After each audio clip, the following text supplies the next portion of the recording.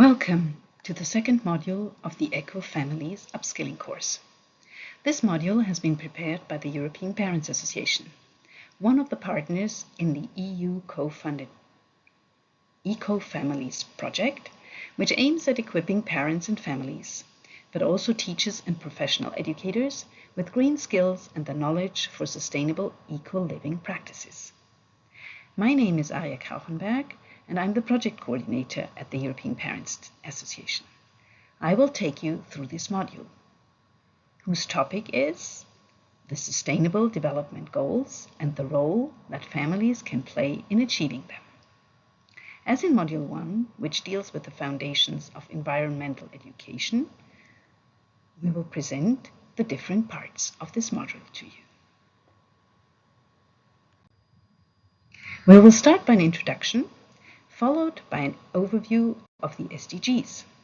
Then we'll brainstorm some family-based projects and go on to explore a few possibilities on how families can contribute to achieve the SDGs. Finally, we will end with a quiz and some conclusions. As already mentioned, in this module, we will look at the Agenda 2030, a framework to make the world a better place by the year 2030. Creating a more equitable and sustainable future for all the people around the world, which means that all countries are concerned.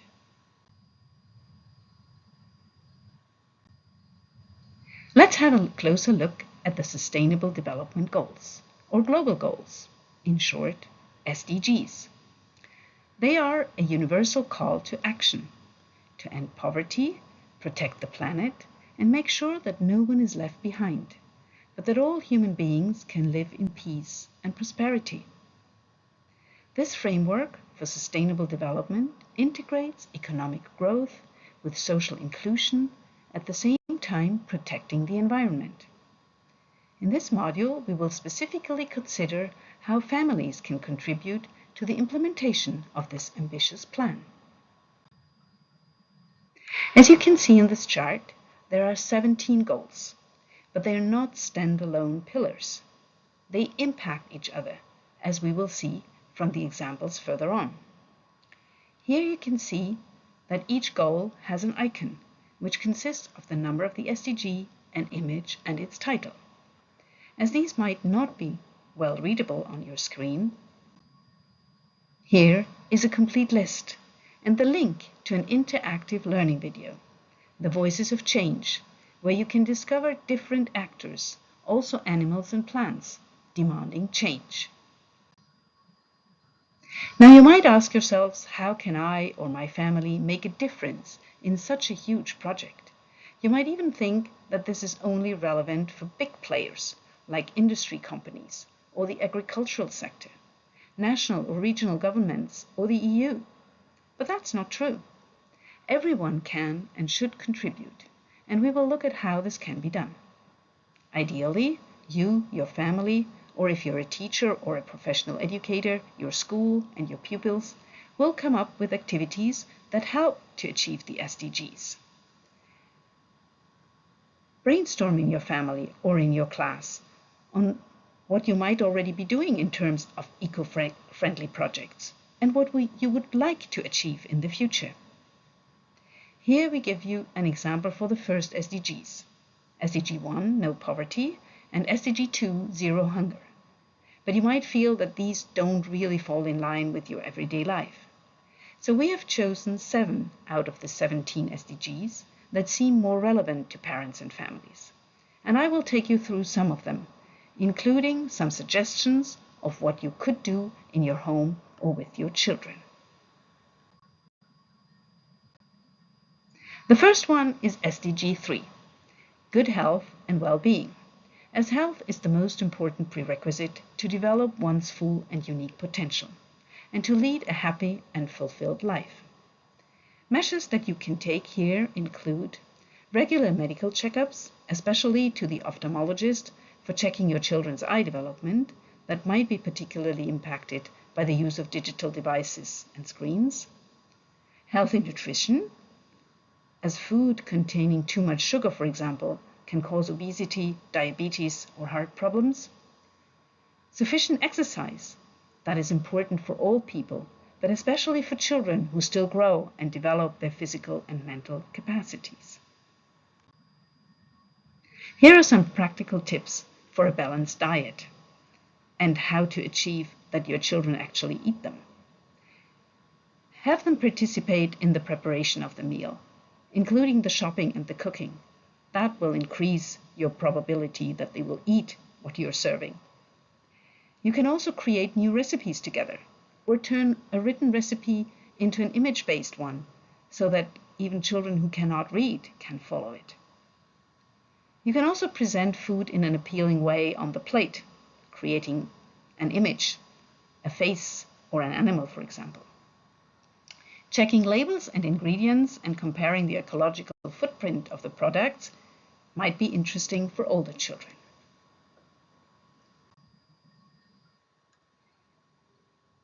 Here are some indications for exercising regularly. You can take your children to a park, a playground, or some other place in nature. That will enhance their well-being, and it will also help them to create a positive relationship with the natural environment. You can sign them up for extracurricular sports activities in school. That can satisfy not only their need for movement, but also foster their social skills. Municipalities or youth centers may also offer activities, including running, football, and others. On the screen, you also have some more tips to get your children moving at home and in your natural environment, maybe a park or your garden. The following slides will give you some indications and information about food, healthy nutrition. You can focus on whole foods, fruits and vegetables and whole grains and so on. You can limit the use of processed foods. That will also help the environment, but also staying healthy.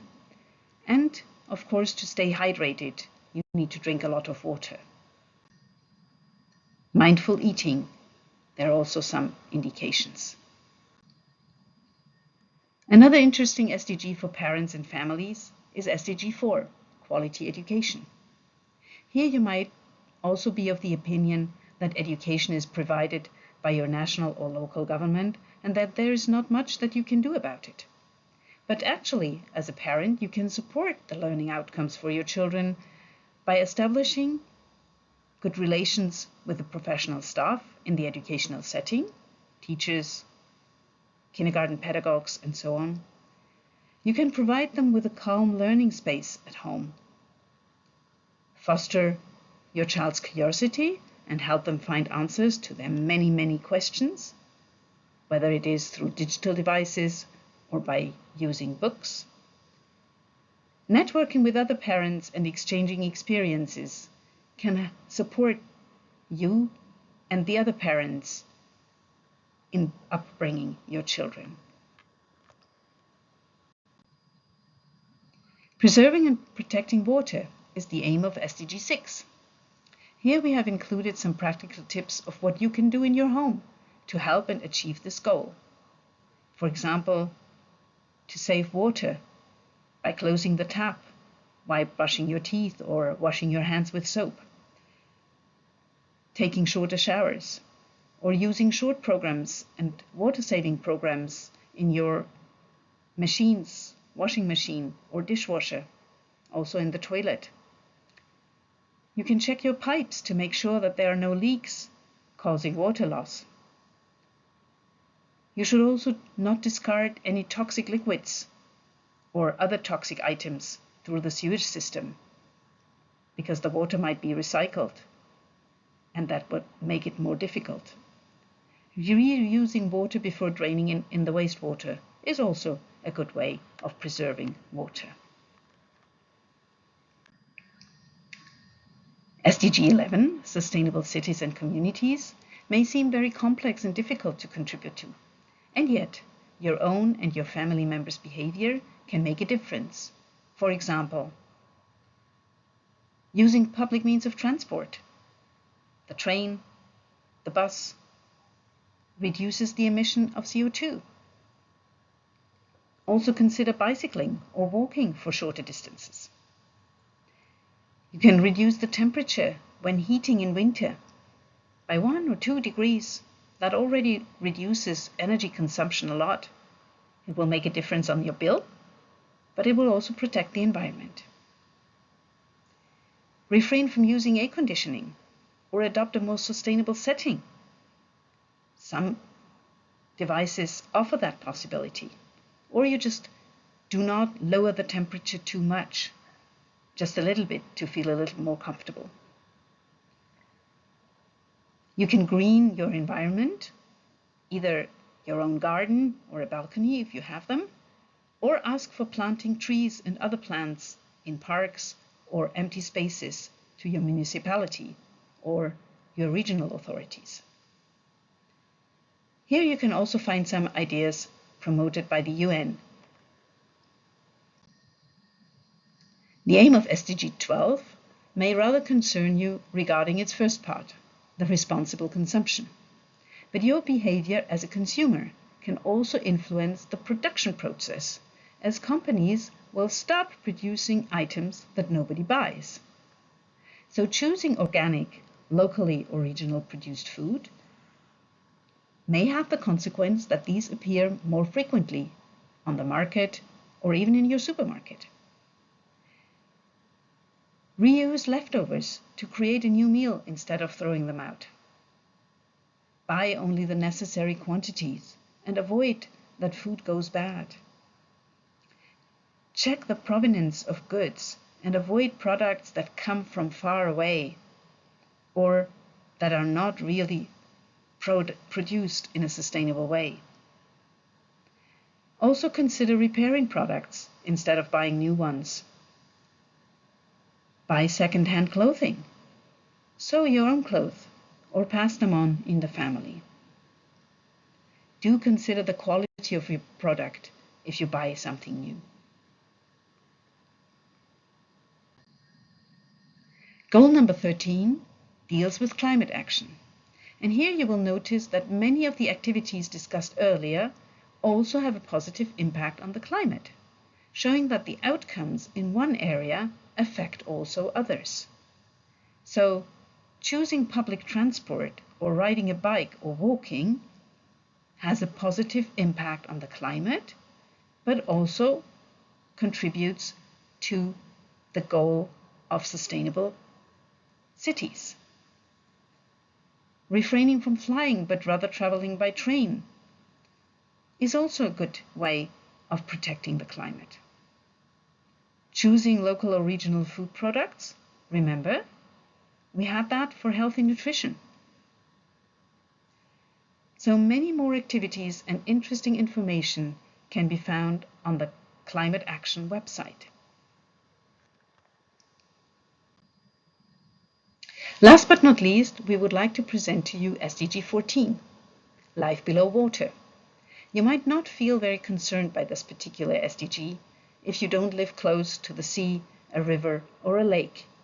But eventually, your behavior may have an impact on any of these, as well as shown in our examples. Plastic packaging, for example.